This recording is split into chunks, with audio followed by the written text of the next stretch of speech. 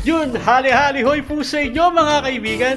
And yes, sa inyo mga kaibigan, kamusta ka na? Yun nga pala mga kaibigan, si Jollibee naglabas bigla ng bagong dalawang flavor. Pwede nila ipantapat sa mga chicken fillet dyan na naglabasan. Ito ang bagong crispy chicken fillet ng Jollibee in pepper cream and tomato and cheese. Yan, subukan natin. Yan, for the perfect bite. Ang sarap, yung crunchy siya, juicy, halos hindi siya nalalayo doon sa chicken joy natin. Kaibigan, susubukan naman natin yung isa pang flavor. Tomato with cheese. Subukan na natin. For the perfect bite ulit.